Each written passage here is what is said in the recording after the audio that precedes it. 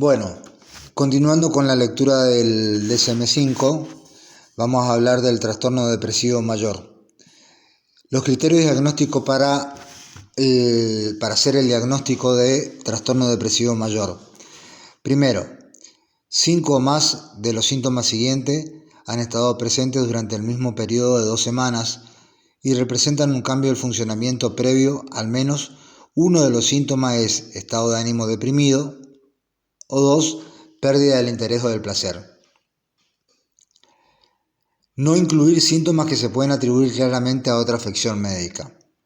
Primero, estado de ánimo deprimido la mayor parte del día, casi todos los días, según se desprende de la información subjetiva, por ejemplo, se siente triste, vacío, sin esperanza, o de la observación por parte de otras personas, se lo ve lloroso. En niños y adolescentes el estado de ánimo puede ser irritable. 2. Disminución importante del interés o del placer por toda o casi todas las actividades la mayor parte del día, casi todos los días, como se desprende de la información subjetiva o de la observación. 3. Pérdida importante de peso sin hacer dieta o aumento de peso. Modificación de más de un 5% del peso corporal en un mes. Disminución o aumento del apetito casi todos los días. En los niños, considerar el fracaso para el aumento de peso esperado. 4. Insomnio durante la noche e hipersomnia o mucho sueño durante el día, casi todos los días. 5. Agitación o retraso psicomotor. Agitación o retraso psicomotor, casi todos los días, observable por parte no simplemente la sensación subjetiva de inquietud o de enlentecimiento. 6. Fatiga o pérdida de energía casi todos los días. 7. Sentimiento de inutilidad o culpabilidad excesiva o inapropiada que puede llegar a ser delirante casi todos los días, no simplemente el autorreproche o culpa por estar enfermo. 8. Disminución de la capacidad para pensar o concentrarse o tomar decisiones casi todos los días a partir de la información subjetiva de la observación por parte de otras personas. 9. Pensamiento de muerte recurrente, no solo miedo a morir, ideas suicidas recurrentes sin un plan determinado, o intento de suicidio o un plan específico para llevarlo a cabo. B. Los síntomas que causan malestar clínicamente significativo o deterioro en lo social, laboral o otras áreas importantes del funcionamiento. O sea, B. Los síntomas causan malestar clínicamente significativo o deterioro en lo social, laboral u otras áreas importantes del funcionamiento. C. El episodio no se puede atribuir al efecto fisiológico de una sustancia o de otra afección médica. Nota: los criterios A y C constituyen un episodio depresivo mayor. Nota: las respuestas a una pérdida significativa, duelo, ruina económica, pérdida de vida, una catástrofe natural, una enfermedad o discapacidad grave, pueden incluir el sentimiento de tristeza intensa, de rumiación acerca de la pérdida, insomnio, pérdida del apetito y pérdida de peso, que figuran en el criterio A, y pueden simular un episodio depresivo. Aunque estos síntomas pueden ser comprensibles a considerarse apropiado a la pérdida, también se deberían pensar atentamente en la presencia de un episodio depresivo mayor, además de la respuesta normal a una pérdida significativa. O sea, esto es algo reactivo cuando uno pierde el trabajo o tiene problemas graves, digamos, o muerte de un familiar. Si se prolonga en el tiempo, pasaría a, digamos, hacer un diagnóstico de episodio depresivo. D. El episodio depresivo mayor no se explica mejor por un trastorno esquizoafectivo, esquizofrenia, esquizofreniforme o trastorno delirante, u otro trastorno no especificado del espectro de la esquizofrenia. E. Nunca ha habido un episodio maníaco o hipomaníaco. Nunca ha habido un episodio maníaco o hipomaníaco. Nota: esta exclusión no se aplica casi si todos los episodios de tipo maníaco o hipomaníaco son incluidos por sustancia o se puede atribuir a los efectos fisiológicos de otra afección médica. Bueno, Procedimiento de codificación y registro. El código diagnóstico de trastorno depresivo mayor se basa en si un episodio único o recurrente, si es único o recurrente, la gravedad actual, la presencia de características psicóticas y el estado de remisión. La gravedad actual y las características psicóticas solo están indicadas si se cumplen actualmente todos los criterios para un episodio depresivo mayor. Los especificadores de remisión solo están indicados si actualmente no se cumplen todos los criterios para un episodio depresivo mayor. Los códigos son los siguientes. El episodio puede ser leve, tiene un código. Si es un episodio único o un episodio recurrente, tiene otro código. Moderado, si es un episodio único o recurrente. Grave, si es un episodio único o recurrente. Con características psicóticas, si es un episodio único o recurrente. En remisión parcial, si es un episodio único o recurrente. En remisión total, si es un episodio único o recurrente.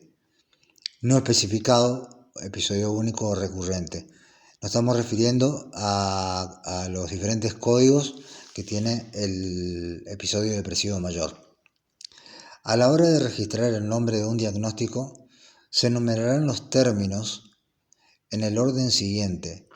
El trastorno depresivo mayor, el nombre, a la hora de registrar el nombre, para un episodio se considere recurrente, debe haber un intervalo mínimo de 2 meses consecutivos entre los episodios, durante el cual no se cumplan los criterios de un episodio depresivo mayor. Las definiciones de los especificadores se encuentran en la página indicada. A la hora de registrar el nombre de un diagnóstico, se enumerarán los términos en el orden siguiente: trastorno depresivo mayor, episodio único o recurrente. Especificadores de gravedad, psicótico, en remisión, y a continuación todos los especificadores siguientes sin código que sean aplicables al episodio actual. Especificar: con ansiedad, con características mixtas, con características melancólicas, con características atípicas, con características psicóticas congruentes con el estado de ánimo, con características psicóticas no congruentes con el estado de ánimo, con catatonía, con inicio en el periparto, con patrón estacional. Repito, el episodio puede ser con ansiedad, con características mixtas, con características melancólicas, con características atípicas, con características psicóticas congruentes con el estado de ánimo, con características psicóticas no congruentes con el estado de ánimo, con catatonía, con inicio en el periparto o con patrón estacional.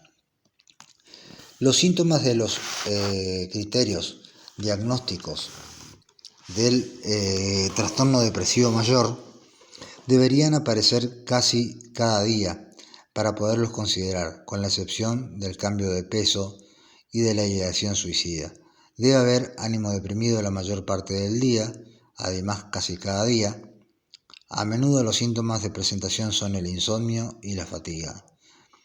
Y el trastorno se infradiagnostica si no se reconocen otros síntomas depresivos acompañantes.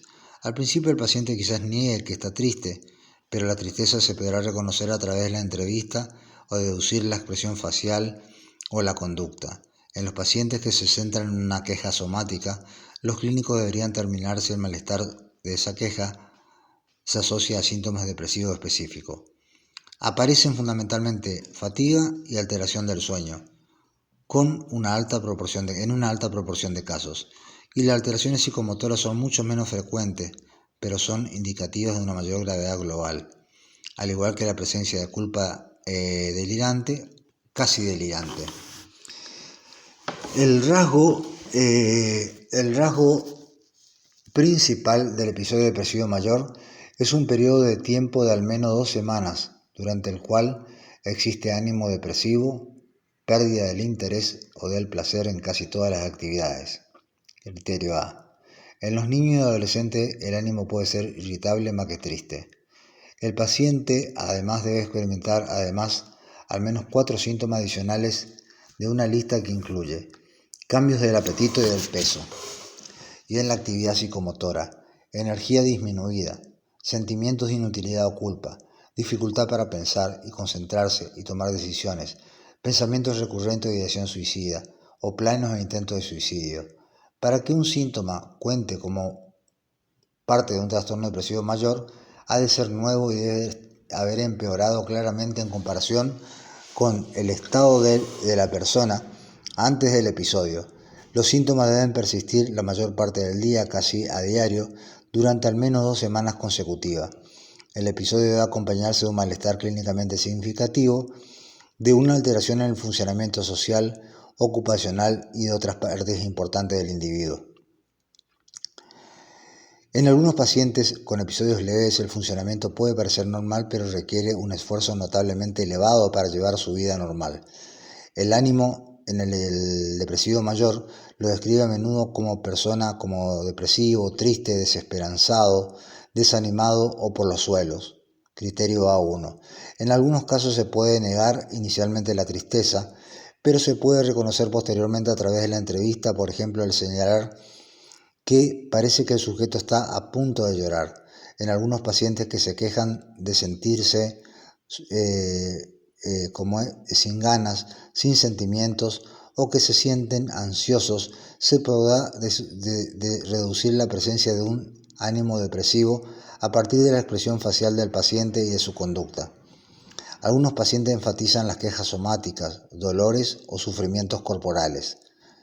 En lugar de manifestarse sentimientos de tristeza, muchos pacientes refieren o presentan un aumento de la irritabilidad, ira persistente, tendencia a responder a los acontecimientos con excesos de ira o echando la culpa a los otros o un exagerado sentimiento de frustración por acontecimientos menores. En los niños y en los adolescentes aparece un ánimo irritable o malhumorado, más que un ánimo triste o abatido. Esta forma de presentación debería diferenciarse de los patrones de irritabilidad antes la frustración. Casi siempre se produce pérdida del interés o del placer, al menos en algún grado. Los pacientes pueden referir que se sienten menos interesados por sus hobbies, que no les importa, o que no sienten placer en actividades que antes consideraban placenteras. Criterio A2. Los familiares notan a menudo mayor aislamiento social o el abandono de los pasatiempos con el que disfrutaban.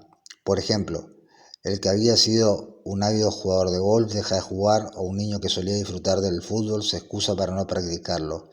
En algunos pacientes, en comparación con los niveles previos, existe una reducción significativa del interés sexual. La alteración del apetito puede producirse en forma de disminución o aumento del apetito. Algunos pacientes deprimidos refieren que tienen que esforzarse para comer.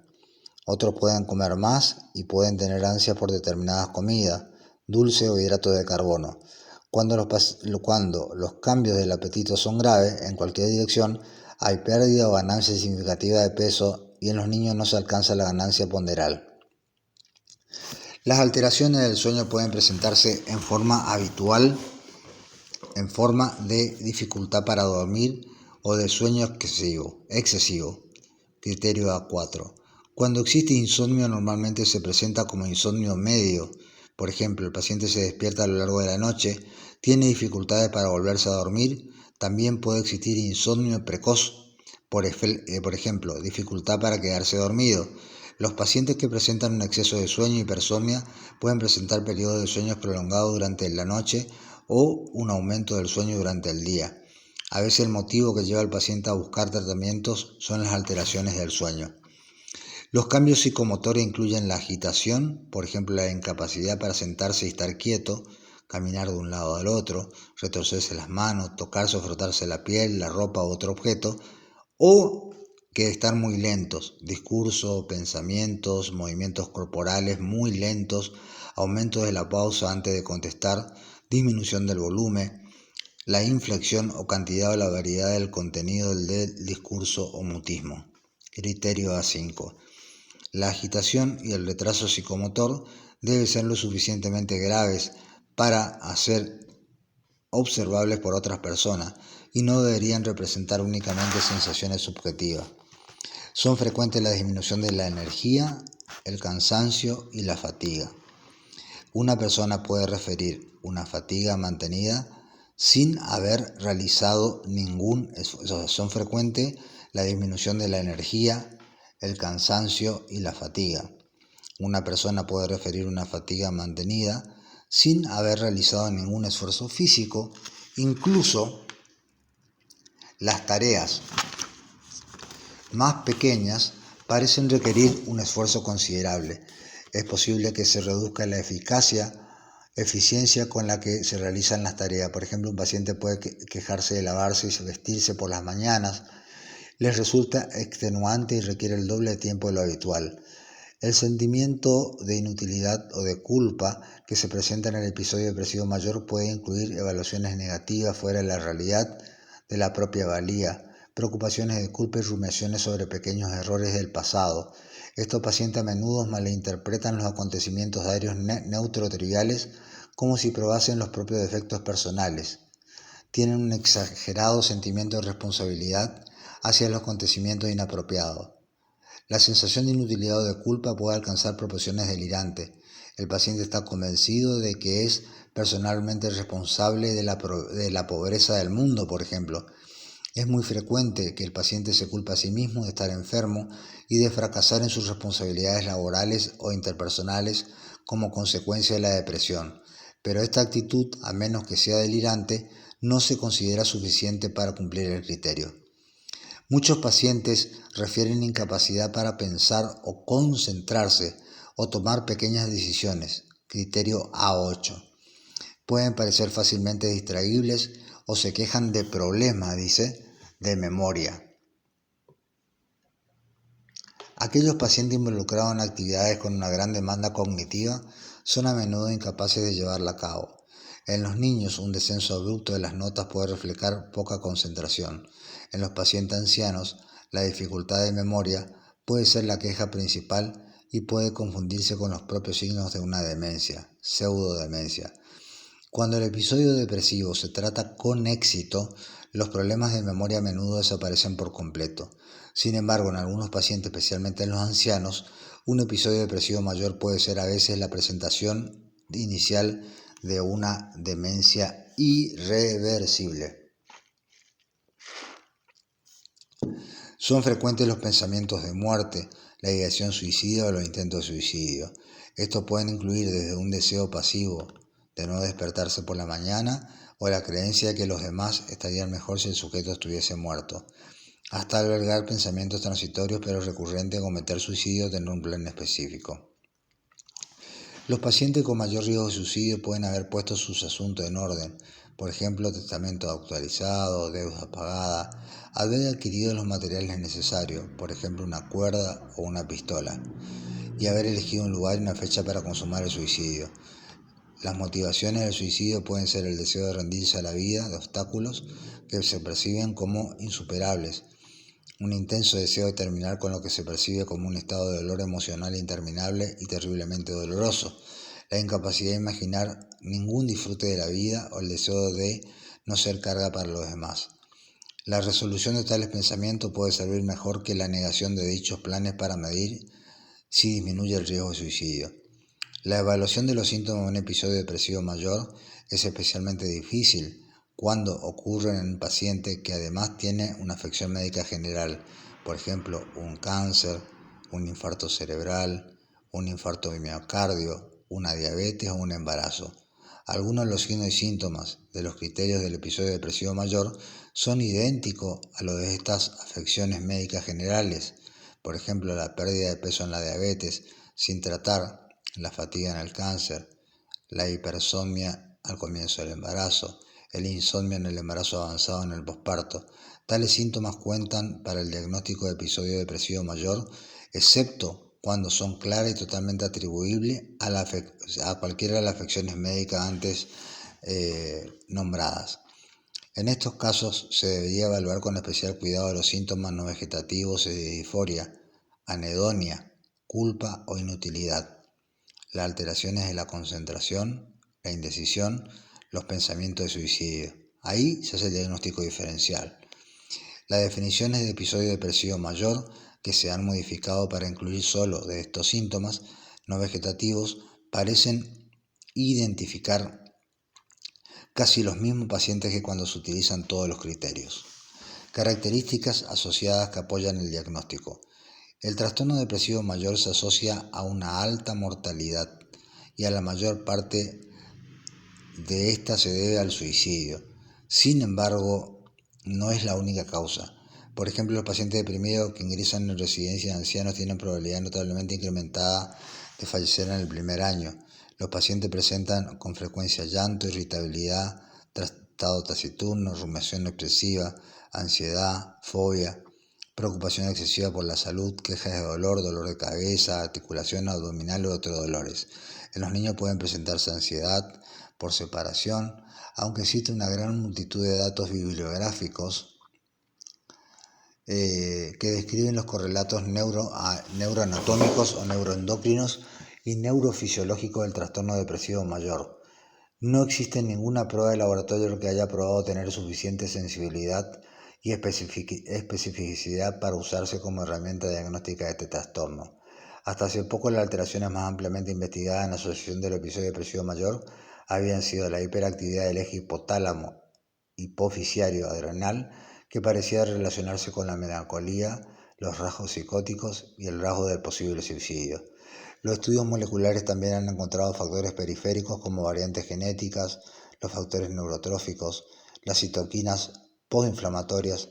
Además, en los adultos con depresión mayor, los estudios de resonancia magnética funcional muestran signos de alteraciones funcionales en los sistemas neurales que soportan el procesamiento emocional, la búsqueda de recompensa y la regulación emocional. La prevalencia. La prevalencia a los 12 meses del trastorno depresivo mayor en Estados Unidos es aproximadamente del 7%, con notable diferencia en los grupos de edad, de modo que la prevalencia en los sujetos entre los 18 y 29 años es 3 veces mayor que la prevalencia en los pacientes de 60 años o mayores. Las mujeres presentan mayores tasas, de 1,5 a 3 veces mayor que la de los hombres, iniciándose el trastorno en la adolescencia temprana. Desarrollo y curso. Desarrollo y curso del trastorno depresivo mayor. El trastorno depresivo mayor puede aparecer por primera vez a cualquier edad, pero la probabilidad que se inicie se incrementa notablemente en la pubertad. En Estados Unidos la incidencia parece tener un pico hacia los 20 años, sin embargo no es infrecuente que se inicie por primera vez siendo anciano. El curso del trastorno depresivo mayor es bastante variable, de modo que algunos pacientes apenas presentan remisiones, periodos de 2 o más meses sin síntomas o con solo 1 o 2 síntomas leves, si es que las presentan, mientras que otros permanecen durante muchos años con poco o ningún síntoma entre los episodios. Es importante distinguir los pacientes que acuden en busca de tratamiento durante la exacerbación de la enfermedad depresiva crónica de aquellos cuyos síntomas han aparecido recientemente. La cronicidad de los síntomas depresivos aumenta sustancialmente la probabilidad de que existan trastornos subyacentes de personalidad, trastornos de ansiedad, consumo de sustancias y disminuye la probabilidad de que se siga el tratamiento hasta la remisión completa. Es por lo tanto útil pedir a los pacientes que acudan con síntomas depresivos, que identifiquen el último periodo de al menos 2 meses durante la cual estuvieron completamente libres de síntomas depresivos. La recuperación se inicia normalmente entre los 3 primeros meses siguientes al comienzo en 2 de cada 5 pacientes con depresión mayor y en el plazo de un año en 4 cada 5 pacientes. El carácter reciente del inicio es un determinante fuerte de probabilidad de recuperación a corto plazo y se puede esperar que muchos pacientes que solo han estado deprimidos durante varios meses se recuperen de modo espontáneo. La característica es que se asocia a una tasa de recuperación menor, además de la duración y del episodio actual, son los rasgos psicóticos, la ansiedad intensa, los trastornos de personalidad y la gravedad de los síntomas. El riesgo de recurrencia se vuelve progresivamente menor con el tiempo conforme se incrementa la duración de la remisión. El riesgo es mayor en los pacientes cuyo episodio anterior fue grave, en los sujetos jóvenes y en las personas que han presentado múltiples episodios. La persistencia de síntomas depresivos durante la remisión, aunque sea leves, es un factor que predice claramente la recurrencia. Muchas enfermedades bipolares comienzan con uno o más episodios depresivos y en una proporción considerable de pacientes que inicialmente parecen tener un trastorno depresivo mayor, se acaban probando con el tiempo que en realidad padecen un trastorno bipolar. Esto es más probable en los pacientes que la enfermedad se inicia en la adolescencia, en los que tienen rasgos psicóticos y en los que tienen antecedentes familiares de trastorno bipolar. La presencia de especificador con rasgos mixtos también aumenta el riesgo de un futuro diagnóstico de manía o hipomanía. El trastorno bipolar, en particular con rasgo psicótico, puede convertirse también en esquizofrenia, siendo este cambio mucho más frecuente que el contrario. Bueno, a pesar de las tareas de prevalencia de los trastornos depresivos, presentan diferencias claras entre los ambos sexos. La probabilidad de los intentos de suicidio disminuye durante la época adulta y tardía, aunque no así el riesgo de suicidio consumado. Las depresiones de inicio en edades tempranas son más familiares y es más probable que conlleven asociadas alteraciones de la personalidad. El curso del trastorno depresivo mayor no suele cambiar por lo general con la edad. El tiempo promedio para la recuperación puede ser estable en largos periodos de tiempo y la probabilidad de entrar en un episodio en general ni aumenta ni disminuye con el tiempo. Factores de riesgo y pronósticos. Primero, temperamentales. Segundo, ambientales. Tercero, genéticos y fisiológicos. Cuarto, modificadores del curso. Primero, temperamentales. El neuroticismo, la afectividad negativa, es un factor de riesgo bien establecido para el comienzo del trastorno depresivo mayor. Parece que con niveles altos vuelven a los sujetos más proclives de desarrollar episodios depresivos en respuesta a los acontecimientos vitales estresantes. Segundo, ambientales. Los acontecimientos adversos en la infancia, especialmente cuando son múltiples experiencias diversos tipos, constituyen un conjunto de factores de riesgo de contraer trastorno depresivo mayor. Los acontecimientos vitales estresantes estarían bien reconocidos como precipitantes del episodio depresivo mayor, pero la presencia o ausencia de acontecimientos vitales adversos próximos al comienzo del episodio no parece útil para el pronóstico ni la elección del tratamiento.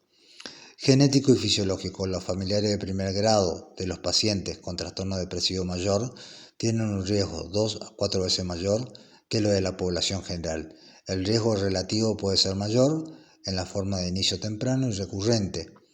La herencia es de aproximadamente el 40% y los rasgos neuróticos de la personalidad cuentan en proporción considerable para esta asociación genética. Modificadores del curso. Esencialmente todos los trastornos no afectivos mayores aumentan el riesgo de que un sujeto desarrolle depresión. Los episodios de depresión mayor que se desarrollan en el contexto de otro trastorno suelen seguir con frecuencia un curso más refractario. El trastorno por consumo de sustancias, la ansiedad y el trastorno límite de la personalidad se encuentran entre los más frecuentes. La presencia de síntomas depresivos puede oscurecer y retrasar su reconocimiento. Sin embargo, la mejoría clínica mantenida de los síntomas depresivos puede depender del tratamiento apropiado de la enfermedad subyacente. El trastorno por consumo de sustancias, el trastorno de ansiedad y el trastorno límite de la personalidad se encuentran entre los más frecuentes y la presencia de los síntomas depresivos pueden oscurecer y retrasar su reconocimiento. Sin embargo, la mejoría clínica mantenida de los síntomas depresivos puede depender del tratamiento apropiado de la enfermedad subyacente. Las enfermedades médicas crónicas o discapacitantes también aumentan el riesgo de episodio depresivo mayor. Esta enfermedad es prevalente como la diabetes, la obesidad mórbida, la patología cardiovascular, se complican a menudo con episodios depresivos y es más probable que estos episodios se vuelvan crónicos si se comparan con los episodios depresivos de los pacientes sin enfermedades médicas. Aspectos diagnósticos relacionados con la cultura. Los estudios sobre los trastornos depresivos mayores en las diferentes culturas han mostrado diferencias de hasta 7 veces en la tasa de prevalencia a los 12 meses, pero existe mucho más uniformidad de proporción de mujeres y hombres en las edades medias de inicio, y en el grado en la presencia del trastorno aumenta la probabilidad de un trastorno por abuso de sustancia comórbido. Aunque estos hallazgos sugieren diferencias culturales importantes en la expresión del trastorno depresivo mayor, no permiten determinar asociaciones múltiples entre culturas concretas y la probabilidad de presentar síntomas específicos. Más bien, los psiquiatras clínicos deberían ser conscientes de que la mayoría de los casos de depresión no se reconocen en los centros de atención primaria y en la mayor parte de los países, y de que es muy probable que en muchas culturas los síntomas somáticos sean la queja de la presentación. Entre los criterios A, el insomnio y la pérdida de energía son los que se presentan de modo uniforme. O sea, esto es muy importante, que en otras culturas capaz no se conoce bien el diagnóstico, deberían ser conscientes que la mayoría de los casos de depresión no se reconocen en los centros de atención primaria en la mayor parte de los países, y de que es muy probable que en muchas culturas los síntomas sean somáticos, sean la queja de presentación. Entre los síntomas del criterio A, el insomnio y la pérdida de energía son los que se presentan de modo más uniforme. Aspectos diagnósticos relacionados con el género. Aunque la frecuencia en las mujeres es el hallazgo más reproducido en la epidemiología del trastorno depresivo, no hay diferencias claras entre sexo en cuanto a los síntomas, curso, respuesta al tratamiento y consecuencias funcionales. En las mujeres hay mayor riesgo de intento de suicidio y el riesgo de suicidio consumado es menor. La disparidad entre la tasa de suicidio de ambos sexos no es tan grande en los pacientes con trastorno depresivo como en la población general. Riesgo de suicidio. La posibilidad de una conducta suicida existe durante todo el tiempo que duran los episodios de depresión.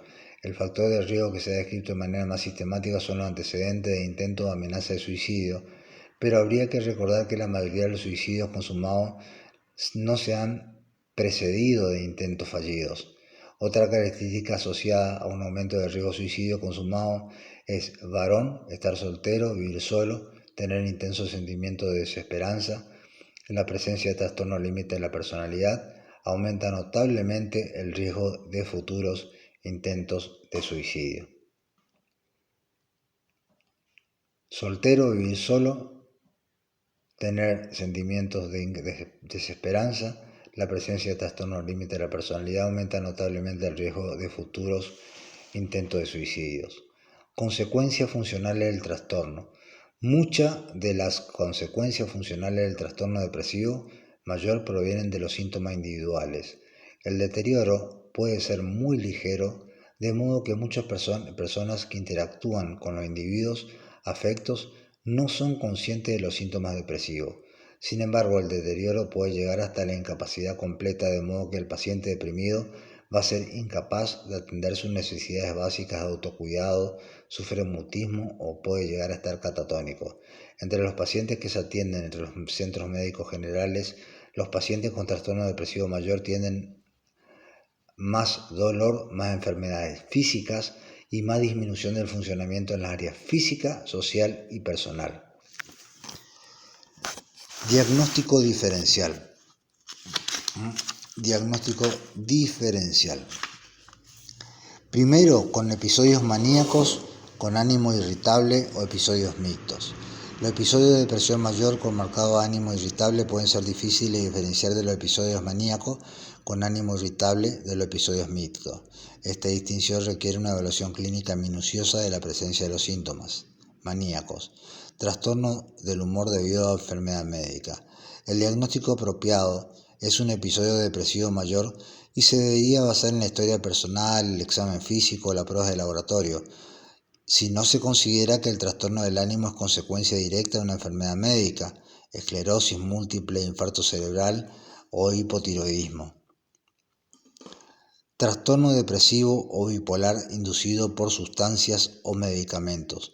Este trastorno se distingue del trastorno depresivo mayor por el hecho de que existe una sustancia, por ejemplo una droga de abuso una medicación, o sea, cualquier falopa, ¿no es cierto? Una toxina que parece estar etiológicamente relacionada con la alteración del ánimo. Por ejemplo, el ánimo deprimido, que ocurre solo en el contexto de la abstinencia de cocaína, se debería diagnosticar de trastorno depresivo inducido por cocaína. Trastorno por déficit de atención e hiperactividad. La fácil distracción, la baja tolerancia a la frustración pueden aparecer tanto en el trastorno por déficit de atención e hiperactividad como en el episodio depresivo mayor. Si se cumplen los criterios de ambos, se debería diagnosticar trastorno por déficit de atención e hiperactividad aparte de trastorno del estado de ánimo. Sin embargo, el clínico debería tener precaución para no sobrediagnosticar un episodio depresivo mayor en los niños con trastorno por déficit de atención e hiperactividad, cuya alteración del ánimo se caracteriza por irritabilidad más que por tristeza y por pérdida del interés. Ahí está la diferencia fundamental. Trastorno de adaptación con ánimo deprimido.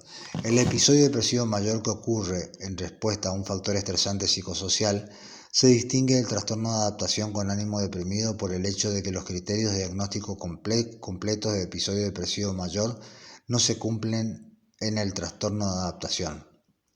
Tristeza. Por último, los periodos de tristeza son aspecto inherente a la experiencia humana. Estos periodos no deberían diagnosticarse de episodio depresivo mayor a menos que se cumplan los criterios de gravedad, o sea, 5 de los 9 síntomas, duración, la mayor parte del día, casi cada día, durante 2 semanas, y que exista malestar, deterioro clínicamente significativo. El diagnóstico de otro trastorno depresivo especificado puede ser apropiado para la presentación de ánimo deprimido con deterioro clínicamente significativo que no se cumplan los criterios de la duración de la gravedad. Comorbilidad. Otro trastorno con lo que el trastorno depresivo mayor se asocia con frecuencia son el abuso de sustancia, trastorno de pánico, trastorno obsesivo compulsivo, anorexia nerviosa, bulimia nerviosa y trastorno límite de la personalidad. Bueno, terminamos aquí un importante capítulo, tal vez uno de los más importantes de la especialidad, que es el trastorno depresivo mayor.